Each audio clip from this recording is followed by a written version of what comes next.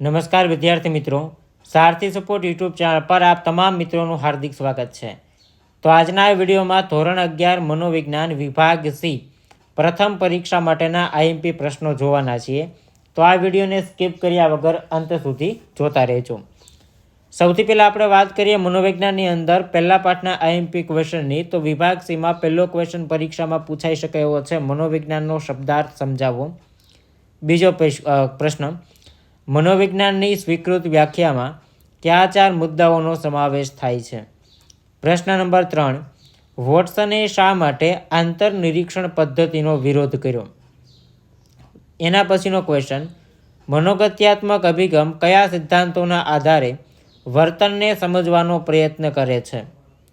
પ્રશ્ન નંબર 5, સ્વાસ્થ્ય મનોવિજ્ઞાન શું કાર્ય કરે છે? છઠ્ઠો ક્વેશ્ચન, મનોવિજ્ઞાનના વિકાસશીલ ક્ષેત્રો જણાવો। 7મો ક્વેશ્ચન, નિરીક્ષણ એટલે શું? એના પછીનો ક્વેશ્ચન છે, નિરીક્ષણ પદ્ધતિના વિવિધ પ્રકારો જણાવો।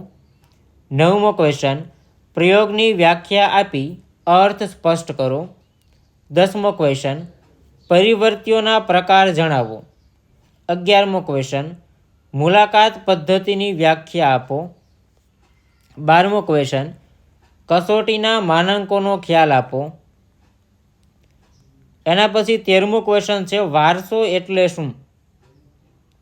14મો ક્વેશ્ચન, પ્રગટ અથવા તો અપ્રગટ વારસો કોને કહેવાય? બંને પરીક્ષામાં પૂછાઈ શકે, પ્રગટ વારસોય પૂછાઈ શકે અને અપ્રગટ વારસોય પૂછાઈ શકે, એટલે આ બંને ક્વેશ્ચન તમારે તૈયાર કરવાના છે। 15મો ક્વેશ્ચન છે, વિકાસની સમજૂતીના સિદ્ધાંતો જણાવો। 16મો ક્વેશ્ચન, પિયાજીના મતે બોધાત્મક વિકાસના તબક્કાઓના નામ આપો। 17મો ક્વેશ્ચન, પૂર્વ ક્રિયાત્મક તબક્કાની સમજૂતી આપતું જીન પિયાજેનું ઉદાહરણ આપો। 18મો ક્વેશ્ચન, ફ્રોઇડના મનોજાતીય વિકાસના સિદ્ધાંતની અવસ્થાઓના નામ જણાવો। એના પછીનો ક્વેશ્ચન છે, મગજ સ્કંધનું કાર્ય જણાવો। 20મો ક્વેશ્ચન, મસ્તિષ્ક છાલની કામગીરી જણાવો। એના પછી 21મો ક્વેશ્ચન, મગજના અગ્રખંડનું, મધ્યખંડનું અને ગોળાર્ધનું કાર્ય કોઈ પણ એક પૂછાઈ શકે। અગ્રખંડનું કાર્ય પૂછાઈ શકે, મધ્યખંડનું કાર્ય પૂછાઈ શકે અને મગજના ગોળાર્ધોના કાર્ય પણ પૂછાઈ શકે। એના પછીનો ક્વેશ્ચન છે 22મો, પરાનુકંપી તંત્રની સમજૂતી આપો। આવી રીતે અનુકંપીનું પણ પૂછાઈ શકે, એટલે આપણા માટે અનુકંપી ચેતાતંત્ર અને પરાનુકંપી ચેતાતંત્ર બંને કામના છે। એના પછીનો ક્વેશ્ચન છે ક્વેશ્ચન નંબર 23, થેલેમસનું કાર્ય જણાવો। 24મો ક્વેશ્ચન છે, જનીન તત્વનું મહત્વ સમજાવો।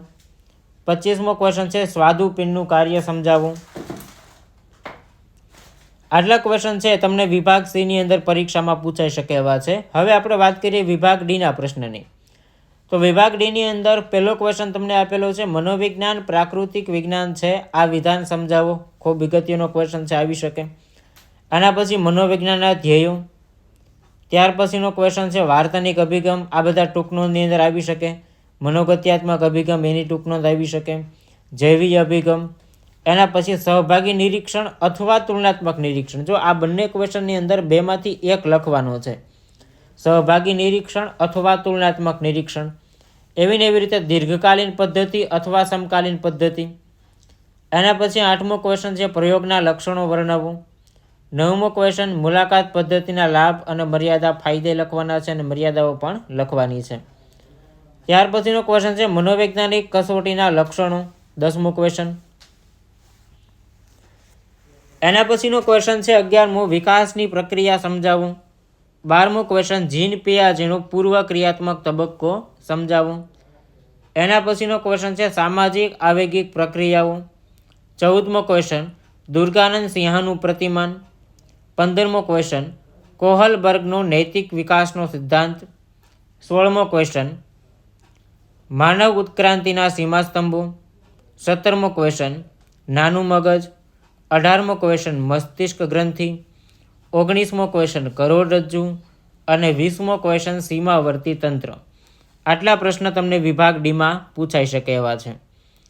હવે આપણે વિભાગ ઈના આઈએમપી ક્વેશ્ચનની વાત કરીએ તો મનોવિજ્ઞાનની વ્યાખ્યા આપી તેની સમજૂતી આપો। બીજો ક્વેશ્ચન, મનોવિજ્ઞાનનું સ્વરૂપ સમજાવો। ત્રીજો ક્વેશ્ચન, આધુનિક મનોવિજ્ઞાનનો ઉદ્ભવ અને વિકાસ સમજાવો। ચોથો ક્વેશ્ચન, મનોવિજ્ઞાનના વિકસિત અભ્યાસ ક્ષેત્ર જણાવી કોઈ પણ બેની ચર્ચા કરો. પાંચમો ક્વેશ્ચન, વ્યવસ્થિત નિરીક્ષણ પદ્ધતિ લાભ અને મર્યાદા સાથે સમજાવો. ક્ષેત્ર નિરીક્ષણ એટલે શું? મનોવિજ્ઞાનમાં તેનું મહત્વ સ્પષ્ટ કરો. સાતમો ક્વેશ્ચન, પ્રયોગ પદ્ધતિ વિશે ટૂંકમાં સમજાવો. આઠમો ક્વેશ્ચન, પ્રશ્નાવલી પદ્ધતિ સમજાવો. નવમો ક્વેશ્ચન, ઉત્ક્રાંતિવાદી અભિગમની સમજૂતી આપો. 10મો ક્વેશ્ચન, જનીન તત્વ અને વર્તનની સમજૂતી આપો. 11મો ક્વેશ્ચન, કેન્દ્રીય ચેતાતંત્રની કાર્યવાહીની ચર્ચા કરો. 12મો ક્વેશ્ચન, સ્વયં સંચાલિત ચેતાતંત્ર સમજાવો. અને લાસ્ટ ક્વેશ્ચન છે, અંતઃસ્ત્રાવી ગ્રંથિઓ જણાવી કોઈ પણ બેની ચર્ચા કરો. તો આટલા પ્રશ્ન છે એ મનોવિજ્ઞાનમાં વિભાગ સી, વિભાગ ડી અને વિભાગ ઈ માટે આઈએમપી હતા, જેની અહીંયા આપણે ચર્ચા કરી. જો વિડીયો પસંદ આવ્યો હોય તો લાઈક કરી દેજો. ચેનલને સબસ્ક્રાઈબ કરવાની બાકી હોય તો સબસ્ક્રાઈબ કરી દેજો. મળીએ છીએ નવા વિડીયો સાથે. જય હિન્દ, જય ભારત.